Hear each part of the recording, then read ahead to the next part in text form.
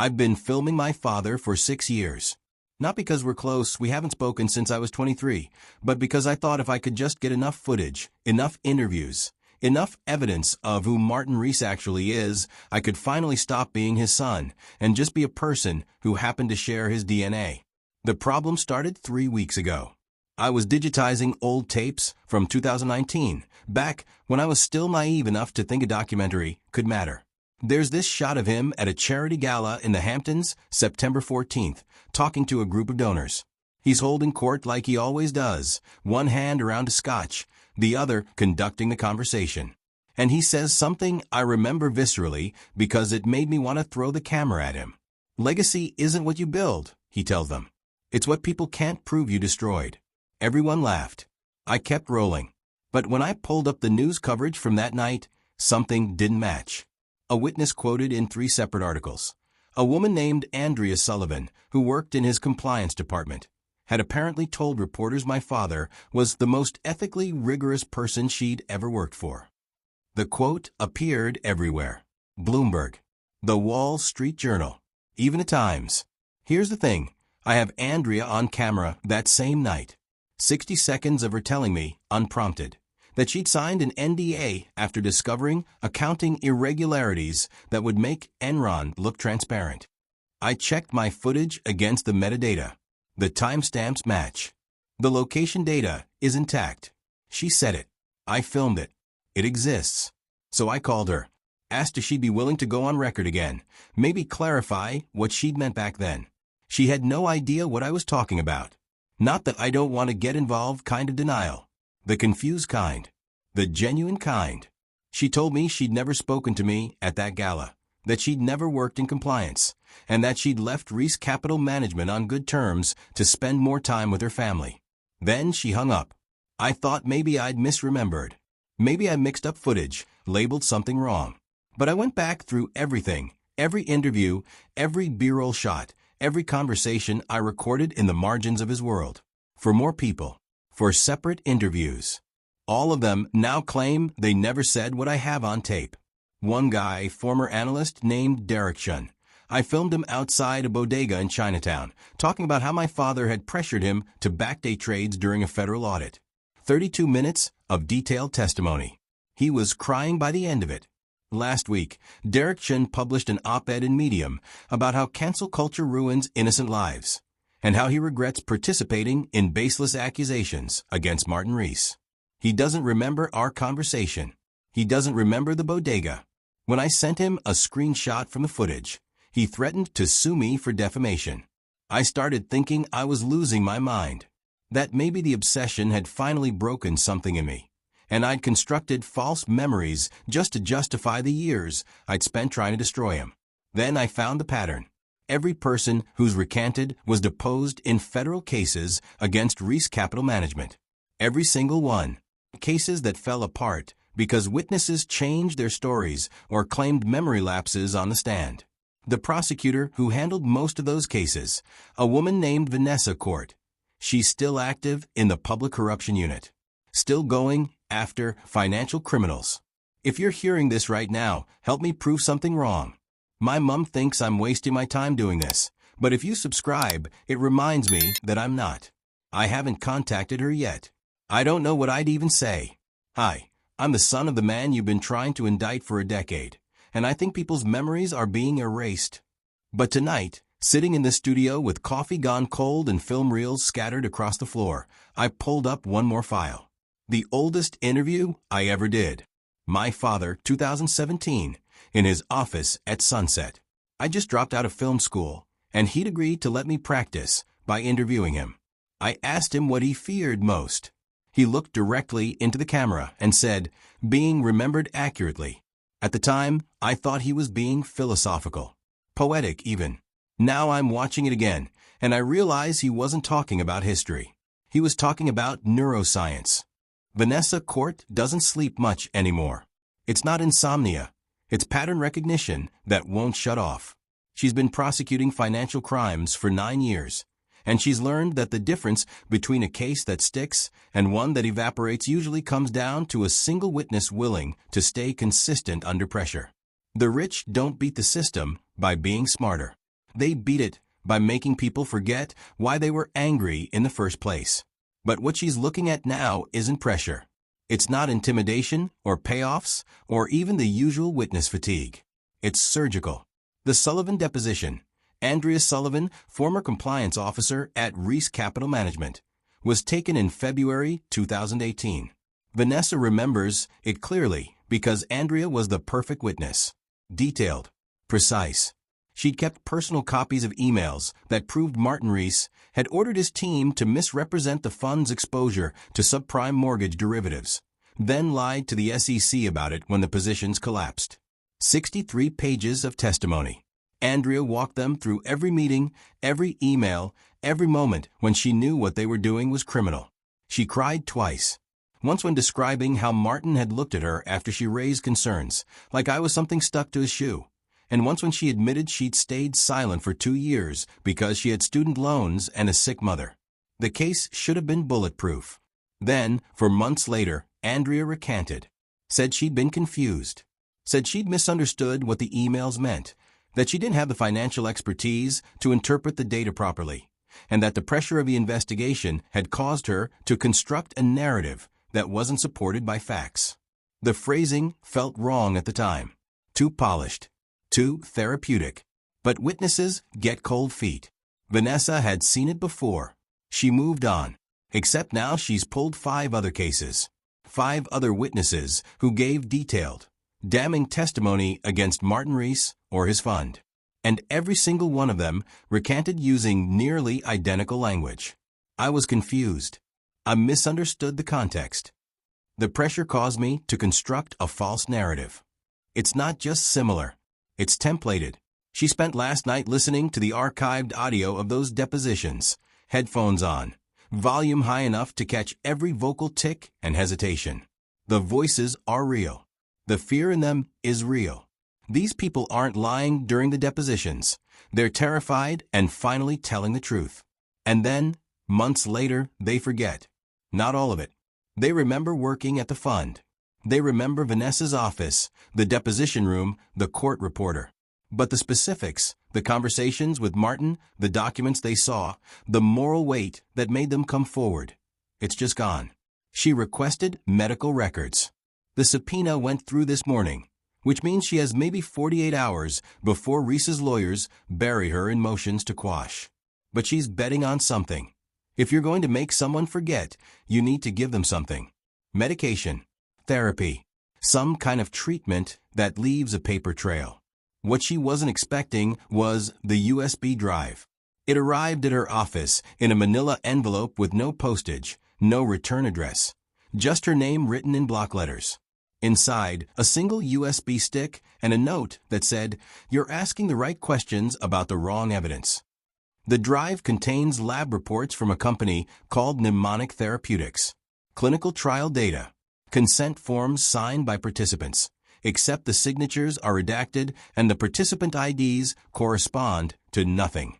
No names, no contact information, just demographic data and treatment protocols. The therapy is called targeted memory reconsolidation. The science is dense, but the summary is horrifying. You isolate a specific traumatic memory, reactivate it using environmental cues, then introduce a compound that disrupts the reconsolidation process. The memory doesn't disappear, it just becomes inaccessible. The brain can't pull it back up. It's still there buried, but functionally erased. The trials ran from 2016 to 2023. The success rate for eliminating high-distress occupational memories was 91%. Vanessa sat in her car for 20 minutes after reading that, hands shaking, trying to figure out what to do with information that shouldn't exist. You can't bring this to a judge. You can't even bring it to your supervisor without sounding insane. Your Honor, I believe the witnesses are being chemically lobotomized isn't a legal argument. It's a career-ending conspiracy theory. Then her phone buzzed. Not her work phone. The burner she keeps for sources who can't afford to be traced. Only 3 people have that number, and none of them would text her in the middle of the afternoon. The message was short. You're looking in the right place. So is Martin's son. You should meet. She didn't respond. Didn't even unlock the phone. just sat there feeling the weight of it, the certainty that whoever sent that message had been watching her long enough to know exactly where she was in the investigation. Whoever they are, they know about Elliot Reese. And if they know, Martin does too. There's a documentary filmmaker out there with footage of people telling the truth, people who no longer remember telling it. And there's a prosecutor with a USB drive full of evidence that memory itself has been weaponized. Vanessa doesn't believe in coincidence. She believes in leverage. And right now, someone's trying to use her and Elliot as pieces in a game neither of them understand. She starts the car. If Martin Reese has figured out how to erase accountability, then the only way to beat him is to find someone who remembers what they're not supposed to. And if that person doesn't exist anymore, she'll have to build the case around the ghost. Meeting someone who shares your paranoia doesn't make you feel less crazy. It makes you realize how deep the hole actually goes. Elliot insisted on Brooklyn Bridge Park, public, open, impossible to ambush, without witnesses. Vanessa agreed, but showed up 40 minutes early to watch the approaches. They're both operating on the same frequency now. Trust nothing, verify everything, assume surveillance. When they finally sit down on a bench facing the East River, neither speaks for almost a minute. Just two people staring at the Manhattan skyline, both knowing that somewhere in those glass towers is a man who's built an empire on making inconvenient truths disappear. Vanessa breaks first. You have footage. Elliot nods. You have legal testimony. Same people. 3 overlaps so far.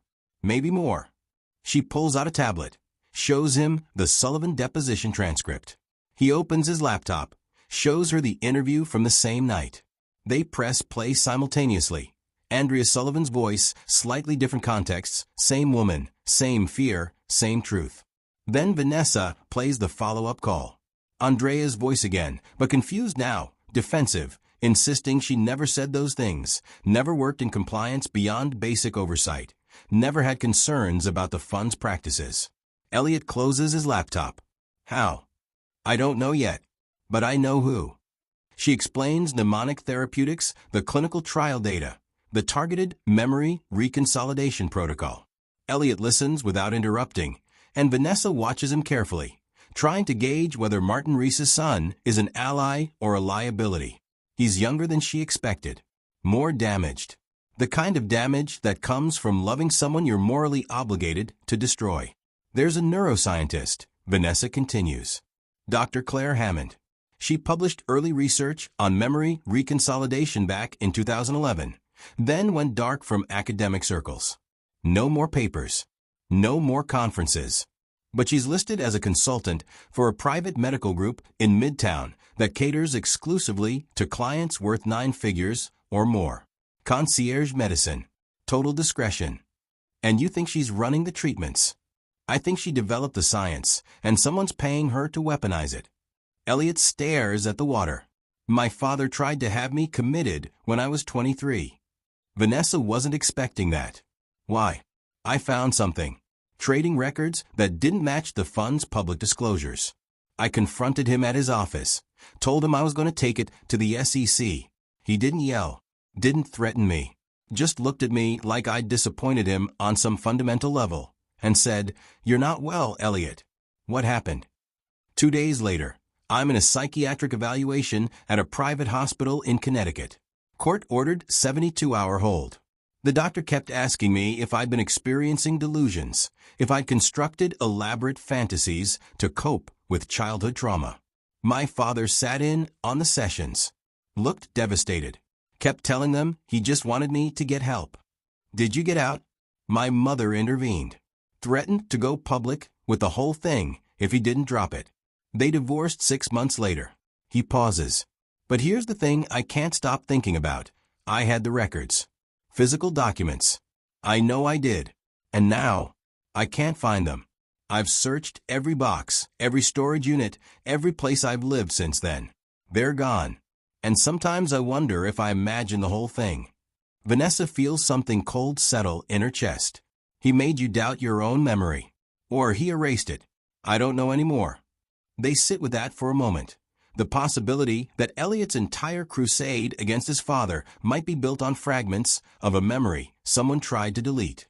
If Hammond's doing this, Elliot says quietly, how many people has she treated? The trial data listed 47 participants. But those were just the trials. If this went operational, she doesn't finish. Doesn't need to. 47 witnesses. 47 people whose testimony could have ended careers, exposed crimes, sent powerful men to prison. All of them now uncertain about what they saw, what they knew, what they lived through. Vanessa's about to ask Elliot about his mother when she sees it. The black SUV, parked on the access road 50 yards away. Same vehicle from this afternoon. Dark windows.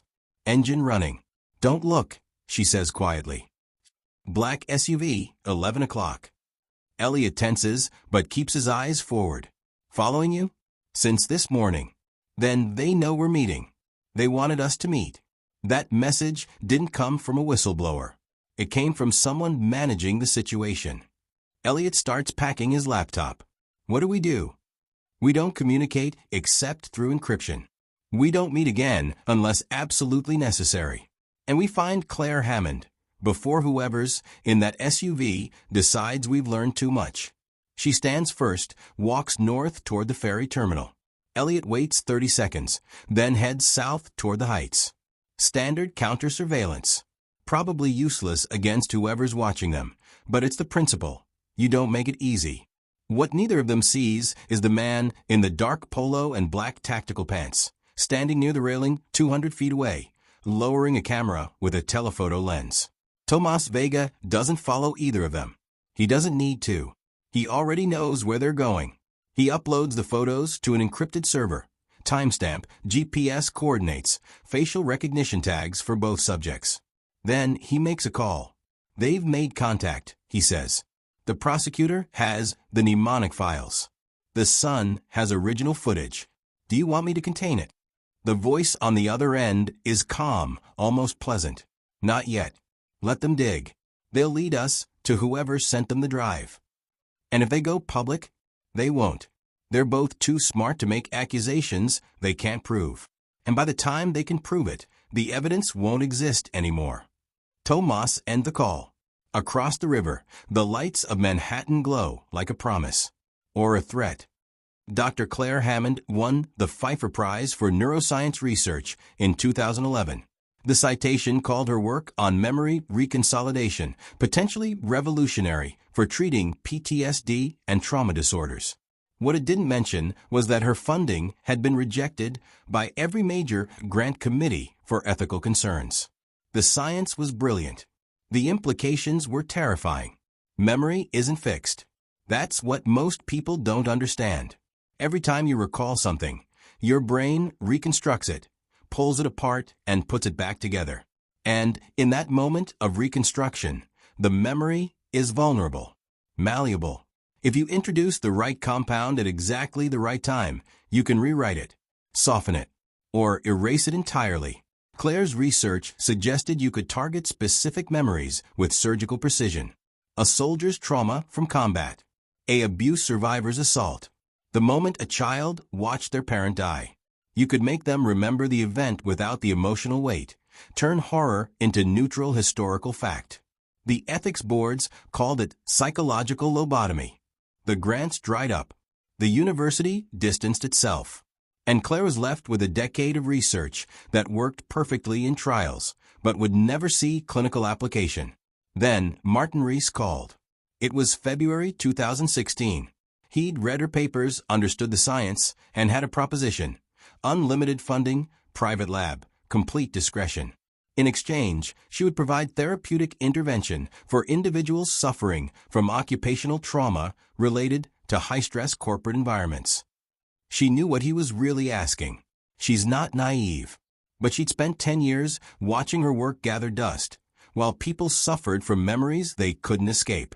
And here was someone offering her the chance to actually use it. She told herself it was legitimate, that these were real patients with real trauma, that a compliance officer who developed anxiety after witnessing corporate malfeasance deserved treatment just as much as a veteran with PTSD. The first patient was Andrea Sullivan. Andrea came in with acute anxiety, intrusive thoughts about her time at Reese Capital Management, nightmares about SEC investigations. She couldn't sleep, couldn't function. She'd given a deposition that had left her psychologically shattered, convinced she'd destroyed her career and betrayed people who trusted her. Claire's treatment took 6 weeks. Targeted reconsolidation therapy combined with a proprietary compound she'd synthesized from her original research. They'd reactivate Andrea's memories of the deposition, the investigation, the documents, and then introduce the compound. Not to erase the memories entirely, but to strip them of their emotional anchors. By week 7, Andrea could discuss Reese Capital Management without panic attacks. By week 10, she wasn't sure what she'd been so afraid of. By week 12, she was questioning whether her testimony had been accurate at all, whether the stress had caused her to misinterpret things, to construct a narrative that felt true but wasn't supported by evidence. Claire told herself this was healing. She's performed the procedure 47 times now. 47 people who came to her in crisis and left uncertain about what they'd been certain of before. The science works exactly as designed. The ethics keep her awake at 3 in the morning, staring at her ceiling, wondering when she stopped being a doctor and became something else. This morning, Martin called her private line. He never calls unless there's a problem. "We have complications," he said. No greeting. No pleasantries. A prosecutor named Cort is asking questions about mnemonic therapeutics. And my son has been collecting footage that contradicts post-treatment testimony. Claire felt her stomach drop. How did they connect? It doesn't matter how. What matters is containment. I need you to prepare to adjust protocols if necessary. Adjust how? We may need to treat individuals who haven't consented to treatment. She hung up on him. First time in 9 years she's ever done that. Then sat at her desk for 20 minutes, hands shaking, understanding exactly what he was asking her to do. Vanessa Cort called 2 hours later. Said she was experiencing occupational trauma related to prosecutorial work. That she'd heard Dr. Hammond specialized in high-stress professional memory therapy. Wanted a consultation. Claire recognized the name immediately. Gave her an appointment for tomorrow afternoon anyway. If Vanessa's coming in as a patient, it means she doesn't have proof yet. Just suspicion. And suspicion without evidence is just anxiety, which, ironically, Claire is uniquely qualified to treat. But there's another possibility. One that's been growing in Claire's mind like a tumor since that phone call with Martin. She could stop. She could take the records she's kept, patient files, treatment protocols, consent forms with signatures she knows were coerced, and she could give them to someone who'd actually use them. Not to protect Martin, to destroy him. The problem is, the moment she does that, she destroys herself too. Medical license revoked. Criminal charges. Prison time for human experimentation without proper oversight. Her career, her reputation, her freedom, all gone. But if she doesn't, and Martin starts adjusting protocols to include people who don't consent, then she's not just ethically compromised. She's a war criminal in a lab coat. Claire pulls out a USB drive from her lock drawer. Starts copying files. Every treatment record. Every patient identity Martin paid her to keep confidential. Every piece of evidence that proves what they've done. She doesn't know yet who she'll give it to. But she knows she can't keep being the person who makes truth disappear, even if the truth destroys her. The moment Vanessa Cort walks into her office, Claire Hammond knows the performance is over. She can see it in the way Vanessa sits, not like someone seeking help, but like someone cataloging evidence. The way her eyes scan the diplomas on the wall, the medical equipment, the locked filing cabinets. This isn't a patient. This is a prosecutor doing reconnaissance. Claire goes through the intake questions anyway. Professional. Calm. Asking about occupational stressors, sleep patterns, intrusive thoughts related to work. Vanessa answers carefully, giving just enough detail to sound legitimate without committing to anything that could be used later. They're both playing a game, and they both know it. 20 minutes in, Claire does something she's never done before. She stands, walks to the door, and locks it. Vanessa's hand moves instinctively toward her bag, where Claire assumes she's carrying either a recording device or a weapon. But Claire just returns to her chair and removes her glasses. "You're not here for treatment," Claire says quietly. Vanessa doesn't deny it. "No. You're building a case against Martin Reese. And you think I'm the one who's been making his witnesses forget. Are you?" Claire looks at her hands. Hands that have held scalpels, pipettes, syringes filled with compounds that rewire human consciousness. Hands that used to save people. Yes. The word hangs in the air like a confession at a funeral.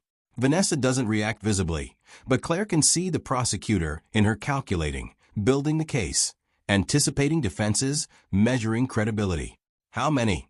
Vanessa asks. 47 documented treatments. All technically consensual. All patients referred through Martin's network with legitimate trauma diagnoses. But the trauma was caused by being pressured to testify against him, and the treatment was designed to make them uncertain about what they'd witnessed. That's not consent. That's coercion with extra steps. "I know." Claire's voice cracks slightly. "I know what I've done." Vanessa leans forward. "Then why are you telling me?"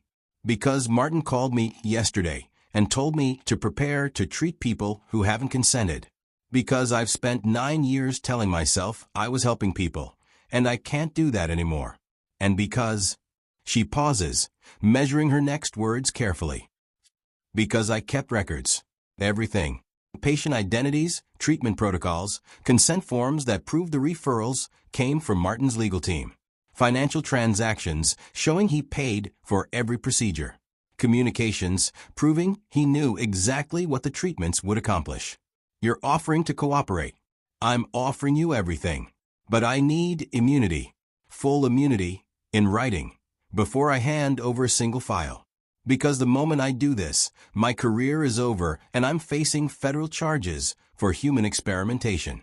I won't go to prison for following orders from a man who weaponized my research." Vanessa studies her. "You understand that immunity doesn't mean you walk away clean. You'll still lose your medical license, your reputation, everything you've built." "I understand. But at least I'll be able to sleep."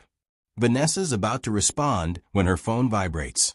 She glances at it, a message from Elliot marked urgent. Found a trial participant with journals. Memory loss documented in real time. This is bigger than witnesses. Claire sees Vanessa's expression change. "What is it?" "Your clinical trials. The ones before Martin hired you. How many participants?" 47. Same number as the treatments. "Why?" "Because someone from those trials has been documenting their memory degradation. And if they can prove the connection between your research and what's happening to Reese's witnesses." She doesn't finish because the building's fire alarm starts blaring. Claire's blood goes cold. "That's not a drill." "How do you know?" "Because there's no scheduled drill today, and the only person who has override access to this building's security systems is Martin's head of security. She's already moving, unlocking a desk drawer and pulling out 2 identical USB drives. She hands one to Vanessa. "Everything's on here. Patient files, financial records, communications with Martin. Get it to someone who can use it." "What about you?" "I'll be fine. I have a copy. And they won't hurt me. I'm too valuable as a witness they need to discredit, not eliminate." Vanessa takes the drive, but she's looking at the door now, at the smoke starting to seep under it. Except it's not smoke. It's some kind of aerosol, chemically white, spreading across the floor. "That's not fire suppression," Vanessa says. Claire's hands are shaking now. "No. It's aerosolized compound 7, the treatment agent. If you breathe enough of it in an enclosed space without the proper activation protocols, it does what? Generalized memory disruption. You won't forget everything. Just recent events. The last few hours. Maybe the last few days." Vanessa's already moving toward the window, but they're on the 8th floor. Claire grabs her arm, pulls her toward a door Vanessa hadn't noticed, unmarked, blending into the wall paneling. Service corridor. Leads to the freight elevator. "Go now. Come with me. They're here for me. If I run, they'll chase. If I stay, you get away clean." Claire pushes her toward the door. The USB drive is encrypted. Password is Hippocratic_037. Tell them I tried to stop this. Tell them I'm sorry. Vanessa wants to argue, but the aerosol is reaching their level now, and she can already feel the edges of her thoughts getting fuzzy. She goes through the door into a narrow concrete corridor lit by emergency lighting. Behind her, she hears the office door being breached. Voices, calm, professional, military efficient. And one voice she doesn't recognize, giving instructions. Secure the doctor. Scrub the office. Delete the security footage from 1400 hours to present. Tomas Vega's voice. Doing what he does best, making problems disappear. Vanessa runs. She makes it to the freight elevator, presses the button for the basement garage, and collapses against the wall as the doors close. Her head feels strange, thoughts slipping away like water through fingers. She can remember walking into the building, but not why. Can remember a woman's face, but not her name. She looks down. There's a USB drive in her hand. She has no memory of how it got there. But some instinct, prosecutor's instinct, survivor's instinct, makes her put it in her jacket pocket and keep it hidden as the elevator descends. Whatever's on this drive, someone was willing to gas an entire building to prevent her from having it. Which means it's exactly what she needs. Vanessa wakes up on her couch at 6 a.m. with no memory of how she got there. Her jacket still on, shoes by the door, keys on the coffee table next to her service weapon, which she doesn't remember drawing, and in her jacket pocket, a USB drive with a strip of medical tape on it, labeled in handwriting she doesn't recognize, Hippocratic_037. She sits there for 10 minutes, trying to reconstruct yesterday. She remembers leaving the office around 2. Remembers driving somewhere in Midtown. Then nothing. Just fragments. A woman's face. An office. The smell of something chemical and wrong. Then her phone. 6 missed calls from a number she doesn't have saved. 3 encrypted messages through an app she barely remembers installing. The last message, time-stamped at 11:47 p.m. If you're reading this and don't remember yesterday, check your jacket pocket. Password is Hippocratic_037. I'm sorry this happened. Elliot Reese. She remembers him now. The meeting in Brooklyn. The conspiracy they're building together. But yesterday is just gone. She plugs the USB drive into her laptop with shaking hands. 47 patient files. Detailed treatment records. Consent forms signed under obvious duress. Financial transactions totaling $8.3 million, paid by Reese Capital Management to Mnemonic Therapeutics, LLC. Email chains between Martin Reese and Dr. Claire Hammond discussing protocol adjustments and witness management. And video files. Dozens of them. Security camera footage from Hammond's office showing patients entering for treatment and leaving hours later, confused, disoriented, asking questions they'd never asked before. One of those patients is Andrea Sullivan. Another is Derek Chun. Another is a woman Vanessa deposed 3 years ago, a whistleblower who recanted her testimony 2 weeks before trial. And buried in the metadata of the most recent video file, there's a clip from yesterday. Vanessa herself, sitting across from Dr. Hammond, hearing the words, "I can give you everything." She watches herself receive the USB drive. Watches the alarm trigger. Watches herself run. She has no memory of any of it.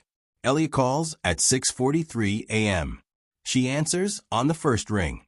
"You got the files," he says. Not a question. "I don't remember getting them." "I know. I'm sorry. Hammond warned me this might happen. The aerosol compound has side effects if you're exposed without proper preparation. You'll get fragments back over the next few days, but the last 6 to 8 hours are probably gone permanently." Vanessa feels a cold rage building. They did to me what they've been doing to witnesses. Yeah. And now you understand why none of them could testify consistently. You can't describe what you don't remember experiencing. She looks at the files on her screen. This is enough. Financial records, patient files, communications proving intent. We can take this to the DOJ, get subpoenas, force Hammond to testify.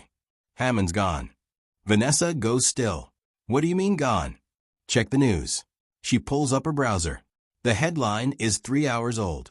Renowned neuroscientist Dr. Claire Hammond enters psychiatric treatment facility following professional breakdown. The article describes a voluntary admission to a private psychiatric hospital in upstate New York following acute stress and exhaustion related to demanding research commitments. It quotes a statement from her attorney expressing hope for her recovery and asking for privacy during this difficult time. There's a photo.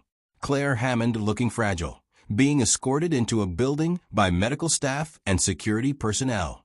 One of those security personnel is Tomas Vega. They're neutralizing her, Vanessa says, making sure she can't testify. And if she does eventually surface, they'll discredit her as mentally unstable. Classic play. Vanessa stares at the evidence on her screen. Thousands of pages of documentation, all of it legally obtained, all of it damning, and all of it vulnerable to being dismissed if the prosecution's star witness is locked in a psychiatric facility. We go public anyway, she says. We leak everything. The press, the DOJ advocacy groups, every journalist who's ever tried to investigate Reese. We flood the zone with so much evidence they can't contain it. You'll lose your job. Going outside the chain of command with an ongoing investigation. I don't care. They erased my memory, Elliot. They turned me into one of their victims. This isn't about my career anymore. There's a long pause. Then, my father's holding a press conference this morning, announcing his retirement from Reese Capital Management and a $500 million donation to establish the Reese Foundation for Memory Research. He's positioning himself as a philanthropist funding the exact science he weaponized. Of course he is. Getting ahead of the story. Controlling the narrative. So we break it first. I'll handle the upload. I've got contacts at 3 different publications and a decentralized network that can't be taken down. You handle the DOJ filing. We do it simultaneously. Make it impossible to suppress. Vanessa looks at herself in the reflection of her laptop screen. She looks exhausted, violated, but certain. Send me the coordination details. We move in 2 hours. The upload takes 16 minutes. Elliot watches the progress bar climb while sitting in a coffee shop in Queens, using a laptop he'll destroy immediately after. The files go to the New York Times, ProPublica, The Washington Post, and 37 other news organizations simultaneously. He includes his interview footage, the deposition audio, everything. The subject line is simple. How Martin Reese weaponized neuroscience to erase accountability. Vanessa's whistleblower complaint to the DOJ is more formal, but equally comprehensive.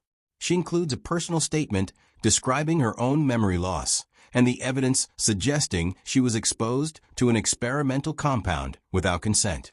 She names names. She provides forensic documentation. She burns every bridge she has in the process. By 10 a.m., the story is breaking everywhere. By noon, Martin Reese's press conference is canceled. By 3 p.m., the DOJ announces a formal investigation. By evening, Vanessa is placed on administrative leave pending an internal review. 6 months later, Martin Reese is facing a 37-count federal indictment for witness tampering, conspiracy, and violations of human research ethics protocols. He's still free on a $50 million bond, living in his Hamptons estate, preparing for a trial that might take years. Dr. Claire Hammond is in witness protection somewhere in the Midwest, her testimony secured in exchange for partial immunity. She'll never practice medicine again. Vanessa Cort resigned from the Public Corruption Unit after the internal investigation concluded she'd violated protocols by working with an unauthorized outside party. She's now in private practice, specializing in cases involving pharmaceutical misconduct. She still gets headaches when she tries to remember that day in Hammond's office. Some memories don't come back. Elliot Reese's documentary premiered at Sundance. It won the Grand Jury Prize. He still hasn't spoken to his father. Probably never will. And me? I'm just the person telling you this story. The person who needed you to understand that the scariest thing about power isn't what it can take from you.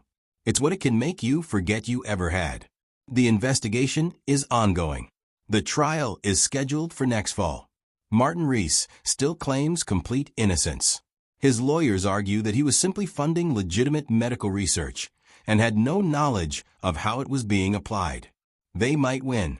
That's the part that keeps Elliot and Vanessa awake at night, the possibility that even with all this evidence, all this exposure, the system will still protect the man who learned how to weaponize forgetting. But at least now, it's on the record. At least now, someone remembers. If this story made you think differently about power and accountability, hit that subscribe button. It helps me keep investigating the stories that powerful people don't want told. And if you want to see how far the conspiracy goes, check out the next episode where we explore what happened during the trial. Thanks for watching, and remember, some truths are worth fighting for, even when they make us uncomfortable.